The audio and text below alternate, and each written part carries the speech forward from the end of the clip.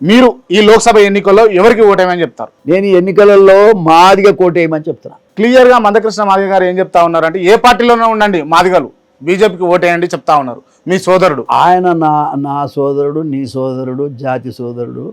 సమస్య ఏంటంటే మందకృష్ణ మాదిగ మాట్లాడే దాంట్లో ఒక అర్థం ఉంది. ఆయనకు కానీ మన అందరికి కూడా ఏబిసిడి కావాలి. ఏబిసిడి ఇస్తానని అసలు ఈ భారతదేశంలో ఒక ప్రధాని ఒక కుల మీటింగ్కి వచ్చి ఆ కుల మీటింగ్లో నేను ఏబిసిడి ఇస్తానని చెప్పిన ప్రధాని అయితే లేడు నాకు తెలిసినంత వరకు. రైట్. అటువంటి మీటింగ్కి వచ్చి ప్రధాని ఏబిసిడి నేను చేస్తున్న తర్వాత మందకృష్ణ మాదిగ ఏం చేయాలంటావు? తప్పకుండా ఆయన ఆ సపోర్టును తీసుకోవాల్సిన అవసరం ఉంది. ఏబిసిడి సాధించాల్సిన అవసరం ఉంది. తన బాధ్యత తను నిర్వహిస్తున్నాడు. ఓకే. కానీ అదే బీజేపీ వాళ్ళు అధికారంలోకి వస్తే రాజ్యాంగాన్నే మారుస్తారు అన్న ఆరోపణలు వినిపిస్తా ఉన్నాయి. అది ఎవడు మాట్లాడినా బుద్ధి లేడు మాట్లాడు తప్ప బుద్ధి ఉన్నోడు ఎవడు మాట్లాడాడు. అసలు రాజ్యాంగం దేశం రాజ్యాంగం కాదయా. తెలంగాణలో రేవంత్ రెడ్డి రాజ్యాంగంలో నుంచి మాదిగల్ని తీసేసిన సంగతి ఏంది? ఈ ఏకీపీకలేని ఆయననే మమ్మల్ని తీసి బయట వేయంగా అర్థం కాలే. దీన్ని ఏమని అనుకోవాలి? భారతదేశంలో అంబేద్కర్ రాసినటువంటి రాజ్యాంగాన్ని ముట్టుకునే శక్తి ఎవరికన్నా ఉందా? ఒకవేళ ముట్టుకుంటే మసి అయిపోతారు తప్ప మరొకటి లేదు. 100 కోట్ల అంబేద్కర్లు పుడతారు.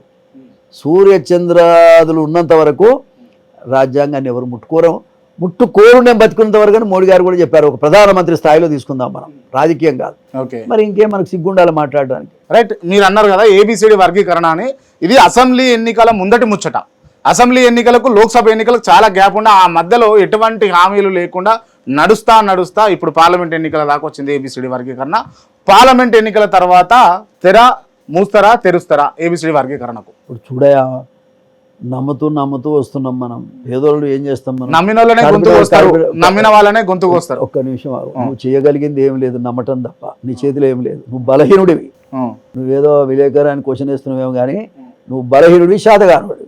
మనకేముంటది? ఎవడైనా ఏదైనా పెడితే ఆశపడతాం, పెట్టాలన్నా ఆశపడడం తప్పలేదు. ఈ ఆశకు గురవుతున్నాం కాబట్టి అణచివేతకు గురి చేస్తా కారణమై ఉండొచ్చు. అదే కానీ ఒకవేళ చేసిండు అనుకో మనం సంతోషపడాల్సిందే కదా. చేసేది సంతోషపడాలి కదా. అది చేస్తారని ఒక అభిప్రాయం ఉంటుంది ఎవరికైనా. మొన్న కూడా ఇక్కడ హైదరాబాద్కి వచ్చినప్పుడు నరేంద్ర మోడీ గారు క్లియర్గా చెప్పారు, నేను ఏబిసిడి కట్టు చేయడానికి సిద్ధంగా ఉన్నా చెప్పారు. మొన్ననే ఈవెన్ 1 వీక్ కూడా కాలేదు, ఎలక్షన్ క్యాంపెయిన్లో వచ్చి కూడా చెప్పాడు. కాబట్టి మనం ఈ ప్రభుత్వాలు అనేటువంటి ముందరికొచ్చి చెప్తున్నటువంటి మన ఆలోచన విధానాన్ని వాళ్ళే మీదేసుకున్నప్పుడు మనం సంతోషపడాలి, మన మద్దతు కూడా చెప్పాలి. రైట్. ఒక తీవ్రమైన ఆరోపణ నేను చూసిన అన్న, మీరు అంటే దాన్ని తిరస్కరిస్తారా లేకపోతే ఖండిస్తారా మీరే చెప్పాలి. మీరు ఏదో ల్యాండ్ కబ్జా చేసిర్రు అన్న అంశాలు కొన్ని టీవీ ఛానళ్ళు పెడతా ఉన్నాయి. దాన్ని మీరు ఏమంటారు? దానిపైన ఏం స్పందిస్తారు? మీరు ఈ ఉద్యమం చేస్తున్నారు కాబట్టి మీ పైన కావాలని చెప్పేసి విషయం చుమ్మే ప్రయత్నం అది. 30 ఏళ్ళు నా పొలిటికల్ లైఫ్లో 500 రూపాయలకు ఎకరం ఉన్నటువంటి ఆలేరు నియోజకవర్గం ఇక్కడ నుంచి గుట్ట దాకా నేను సంపాదించాలంటే 1000 ఎకరాలు నా దగ్గర ఉంది. నా జీవితంలో నేను భూముల సైడ్ చూసినోని కాదు, డబ్బు సైడ్ చూసినోని కాదు. చందా లేకుండా ఎమ్మెల్యే అయిన ఏకైక మొనగాడు ఎవడనుంటే మోత్కుపల్లి నరసింహులు, అది ఉమ్మడి రాష్ట్రంలో. అది కూడా చెప్తున్నా.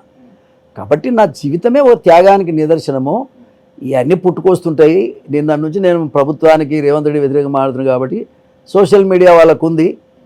అదేంది అమిత్ షా మీదనే ఫేక్ న్యూస్ క్రియేట్ చేసి ఆయన రిజర్వేషన్లు ఎత్తేస్తామని అన్నట్టుగా ఆయన చెప్పినట్టుగా క్రియేట్ చేసినటువంటి వీళ్ళు ఏదైనా చేయగలుగుతారు. నేను దానికి భయపడేటోని కాదు, ఒకరి సొమ్ము నేను తీసుకుంటోని కాదు.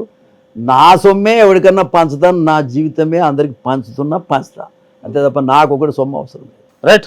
రానున్న రోజుల్లో బీజేపీ అధికారంలోకి వస్తే కేంద్ర మంత్రిగా మోత్కుపల్లి నరసింహులను చూస్తామా? అర్థం లేని ప్రశ్న అని అయితే తిప్పికొట్టకండి. మరి అర్థం లేని కాకపోతే మీరు ఇదే అంటారని లేదు, కొడుకు పేరు సోమలింగం అని. ఇవన్నీ మనకు ఆశలు లేవమ్మా.